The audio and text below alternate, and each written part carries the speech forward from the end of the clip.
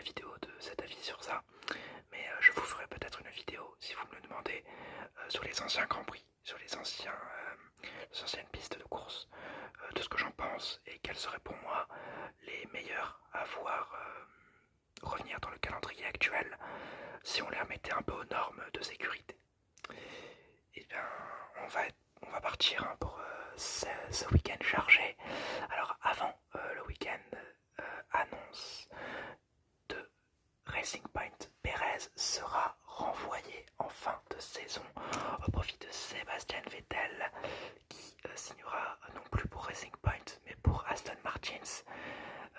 Aston Martin, il leur fallait une tête de gondole et c'est pas avec Lance Stroll que t'allais faire ça, donc je peux comprendre leur choix.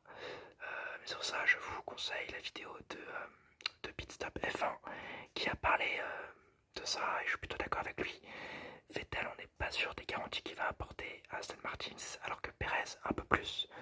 Donc on espère qu'ils réussiront et j'espère aussi que Perez trouvera une nouvelle écurie en F1 ou un nouveau challenge dans le sport auto. Également, les fans de retour, ils sont 3000 au Mugello ce week-end. C'est toujours plaisant. En plus, c'est des tifosi Ferrari, donc c'est toujours cool. C'est parti pour la FP1. FP1, Norris nous ambiance en début de session avec sa jolie voix à la radio. La Scuderia fête son 1000e Grand Prix avec une magnifique livrée, je la trouve vraiment sublime, et un Leclerc très rapide. Il est 3ème de cette première séance, peut-être un regain de forme de Ferrari. Williams entame sa nouvelle ère et Latifi spin. Bottas est le plus rapide, suivi de Verstappen et d'un Gasly 5ème, donc visiblement Gasly n'a pas fini de surperformer avec sa AlphaTauri et on ne lui souhaite que ça. En FP2, Norris se crache en début de session et provoque un drapeau rouge. À la reprise, Leclerc perd l'arrière de sa monoplace avec des pneus froids sans gravité pour le pilote monégasque. Il sera 10ème de cette session alors que Vettel spin également mais ne dépasse pas le top 10. À cause d'une perte de puissance, il devra même abandonner sa session. Raikkonen fête ses 20 ans dans la discipline. Ça fait 20 ans qu'il est en F1, rendez-vous compte. C'est énorme, c'est super. C'est pour ça qu'on l'aime. Et se fait harponner par Sergio Pérez à la sortie des stands, ce qui vaudra une place de pénalité aux Mexicains pour la course. Pas dommage pour le Mexicain, mais Pérez s'est plaint de la ligne des stands qui était selon lui pas aux normes ou un truc comme ça, plutôt bizarre, mais en tout cas il harponne Raikkonen et lui cache un de ses tours. Gasly finit 8ème, tandis que les deux Red Bull qui veulent se refaire après leur raté à Monza sont toutes les deux dans le top 10.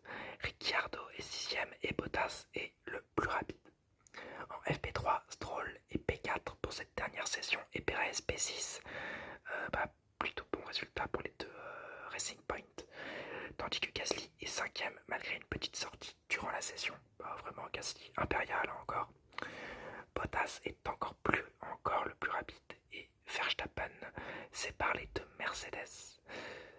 Vettel n'y arrive toujours pas et est 18ème, donc on espère qu'il se refera en qualification. En Q1, le vainqueur de Monza est sûrement extrêmement déçu car Gasly sort en Q1 avec les Williams, Giovinazzi et Magnussen. Le malheur des uns fait le bonheur des autres. Vettel arrive en Q2, bravo au pilote allemand, mais bon, plutôt triste que Gasly sorte en Q1. Lui-même était déçu à la fin de cette qualification. En Q2, Grosjean, Raikkonen, Vettel, Kvyat et Norris sortent en Q2. Le Russe aurait pu faire une bonne Q2 et battre même Sainz qui était 10ème, mais Kvyat part trop large et ça lui empêche de faire un temps canon. En Q3, Hamilton prend la pole provisoire devant Bottas. Au second passage, Hamilton n'améliore pas, ce qui peut peut-être laisser une fenêtre de tir à Bottas qui passe derrière lui, mais Ocon spin et empêche le Finlandais qui est derrière lui d'améliorer. C'est donc une pole position pour Hamilton. Les Mercedes qui sont surdominantes dans ce domaine cette saison, malgré la fin du party mode. Donc comme je l'avais dit la semaine dernière, pour moi c'est plutôt de l'enfume. Je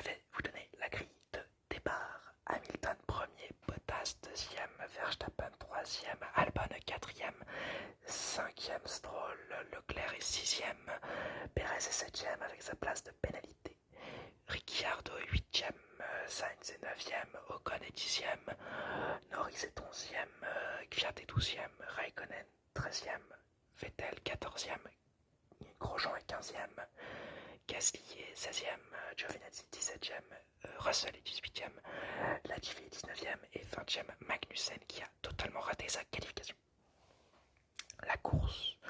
Avant la course, Verstappen a un problème moteur dans le tour de sortie.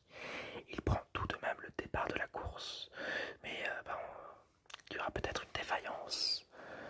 Le départ, c'est un super départ pour Bottas qui dépasse Hamilton. Verstappen a un superbe temps de réaction, mais dès qu'il active la deuxième vitesse, son moteur ne lui donne pas la puissance espérée. Il est donc extrêmement lent et se présente 13e à la sortie du second virage. Gasly, qui arrive derrière, freine, mais pas assez fort parce que Verstappen est beaucoup trop lent. Il percute Raikkonen et Grosjean qui font une sortie de route. Grosjean réussit à s'en sortir. Verstappen sort, Gasly sort et doivent abandonner. Tandis que Sainz spin et casse l'aileron avant de Sebastian Vettel. À la sortie du premier tour, la safety car rentre en piste et on ne peut que constater les dégâts. Gasly et Verstappen sont hors course. Sainz, Vettel, Grosjean sont encore en piste, mais avec des voitures endommagées. À la relance, Giovinazzi, qui est en fond de paquet, pense que le tour rapide repart. Magnussen, Latifi font de même, sauf que Magnussen se rend compte que les voitures devant lui freinent, donc il freine à son tour. Latifi évite de justesse, pas Giovinazzi qui explose le pneu arrière gauche de Magnussen et qui va se figer dans la voiture de Latifi, emmenant avec lui Sainz dans les barrières, ce qui provoque un abandon pour les 4 pilotes, ce qui fait extrêmement peur à Grosjean qui voit des débris partout sur la piste, d'ailleurs très énervé le français à la radio, et qui provoque un drapeau rouge étant donné qu'il y a des débris absolument partout. C'est le deuxième drapeau rouge en 2 courses. Alors moi qui regarde la F1 depuis 3 ans bientôt, 3-4 ans même, j'avais très rarement vu des drapeaux rouges, voire même jamais, à part en séance d'essai libre. Donc en voir pendant les courses, c'est vraiment c'est nouveau pour moi, donc je trouve que c'est plutôt cool. Ça me montre d'autres facettes de la F1 et ça permet de voir quels sont les pilotes avec le plus de sang-froid et qui réussissent à faire un drapeau rouge sans trop se soucier de tous ces changements. Le second départ est donné en arrêté, comme au Grand Prix de Monza. Et cette fois-ci, c'est Hamilton qui prend le dessus sur Valtteri Bottas. Leclerc est 3e, mais il est rapidement dépassé par Stroll. Bon, rapidement, c'est relatif, puisqu'il prend quand même 8 tours à le dépasser. Mais après le dépassement de Stroll, Ricciardo le fait au tour 19, Perez au tour 20. Et donc, voilà, c'est très dommage. Et ça prouve que malgré son talent incontestable, la monoplace de Leclerc est une catastrophe qui ne lui permet pas de lutter avec les top teams ou même les teams de milieu de tableau. Il lutte contre des Williams, des Haas, des Alfa Romeo. C'est très décevant. Tour 28. Ricciardo tente l'undercut sur Stroll alors que Norris dépasse Perez en piste. Tour 30, quand Stroll sort des stands, Ricciardo est passé et s'empare de la 3e place. Et attendez, j'ai une petite coupure, j'ai perdu le fil. C'est reparti. Alors, tour 30, quand Stroll sort des stands, Ricciardo est passé et s'empare de la 3e place provisoire. Stroll va attaquer, mais tour 43, un problème sur une de ses roues arrière lui fait perdre le contrôle de sa voiture et l'envoie dans le mur à 260 km/h. Sa monoplace est explosée. Vraiment, elle est tordue à l'avant et tordue à l'arrière et provoque un 2e drapeau rouge dans cette course. Donc, accident plutôt violent quand même. Tour 47, un nouveau départ arrêté. Ricciardo dépasse Bottas pour la 2e place, mais un tour plus tard, le Finlandais reprend son dû et laisse Ricciardo se battre face à Albon et Perez. Tour Tour 51, Pérez est décroché et les rêves de Renault s'envolent à nouveau quand Albon dépasse Ricciardo et se dirige vers son premier podium. Tour 59, Hamilton n'empêchera pas Albon de remporter son Grand Prix ou d'arriver sur le podium car il remporte ce Grand Prix. Hamilton, il le remporte. Premier Grand Prix de Toscane remporté par Hamilton. Bravo à lui. Je vais vous donner la grille d'arrivée. Une grille d'arrivée qui est marquée par beaucoup d'abandons. On se croirait au premier Grand Prix de la saison. C'est vraiment fou. Hamilton est premier avec le meilleur temps en course. Bottas est deuxième. Albon est troisième. Ricciardo est quatrième. Perez est cinquième. Norris est sixième. Kvyat septième. Raikkonen huitième. Leclerc neuvième. Vettel dixième. Russell onzième et Grosjean 12e. Stroll, DNF 13e, accident. Grosjean 14e, pardon, excusez-moi. Giovinazzi 14e, DNF, accident. 15e, Latifi, DNF, accident. 16e, Magnussen, DNF, accident.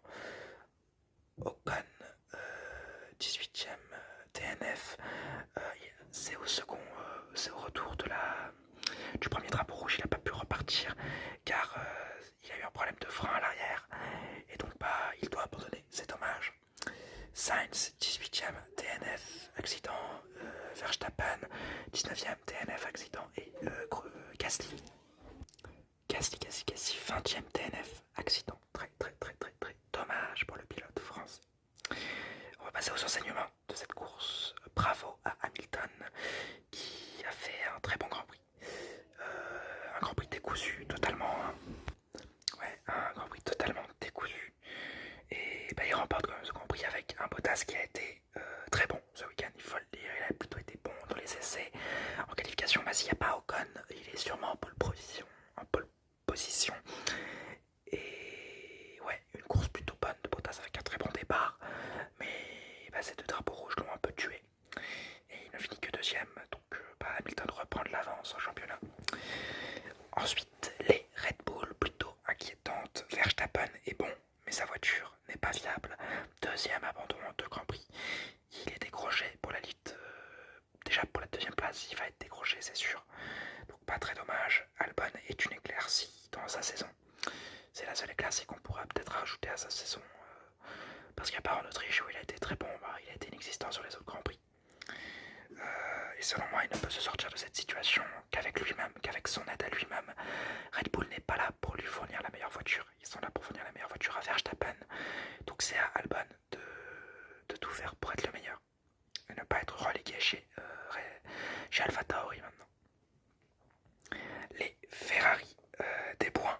Déjà bravo pour ces points.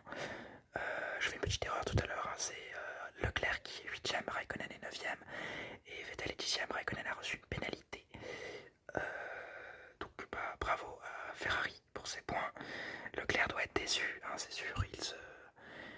À la deuxième relance, à la première relance, il est 3ème. À la deuxième, il est beaucoup plus largué, là, il ne peut plus rien faire.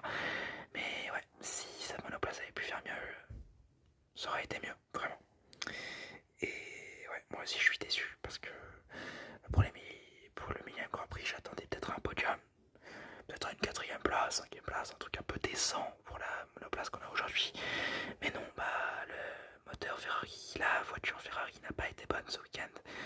Et c'est très dommage. Ensuite, les Renault. Si près, Ricciardo. C'est, 4ème encore une fois. Si Albon ne passe pas, c'est magnifique, mais avec des si, on refait le monde. Donc il faut pas se concentrer sur ça. Il faut se concentrer sur les progrès faits. Même si ces progrès vont aller chez McLaren l'an prochain, étant donné que c'est Ricciardo. Donc, ouais, parce que je vais parler maintenant d'un gros problème, c'est Esteban Ocon. Esteban Ocon qui est totalement décevant depuis ce début de saison avec Renault. Il est pas là où il faut. Il fait beaucoup trop d'erreurs. C'est de la mécanique. La plupart du temps, sur 3-4 Grands Prix, il abandonne sur des causes mécaniques. Mais quand il finit les Grands Prix, il est pas là. Il est pas aux places où il devrait être, à part Spa-Francorchamps, où il a été plutôt bon.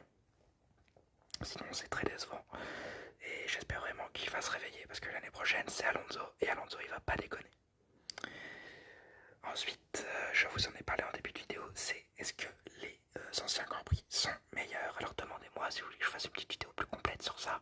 Je vais vous donner mon avis rapidement. Selon moi, ces Grands Prix sont, comme on l'a vu aujourd'hui, extrêmement forts en spectacle. J'ai hâte de voir le Grand Prix de Saint-Marin, le Grand Prix d'Imola. J'ai vraiment hâte de le voir pour peut-être confirmer ma théorie, comme quoi les anciens GP, les anciennes pistes sont peut-être les meilleures, et j'espère que j'aurai raison, parce que j'aime beaucoup, je connaissais pas le Mugello et j'aime beaucoup ce Grand Prix. Et on va terminer sur le point Raikkonen, Raikkonen qui va marquer ses premiers points ce week-end, c'est parfait pour lui, 2 points, je crois qu'il en a autant que Giovinazzi, bravo à Kimi. Et bien voilà, c'est tout pour cette vidéo. Je vous demande de m'excuser pour les nombreux bruits parasites qu'il y a eu au cours de cette vidéo, surtout vers la fin, et la perte de fil que j'ai eu en milieu de vidéo. Je suis vraiment désolé, j'ai eu des petits problèmes ici moi. Mais en attendant, on se retrouve bientôt pour une prochaine vidéo. J'espère qu'elle vous aura plu. Le petit like, le petit commentaire, le petit abonnement, si vous voulez me soutenir. Et n'oubliez pas, Forza Vela.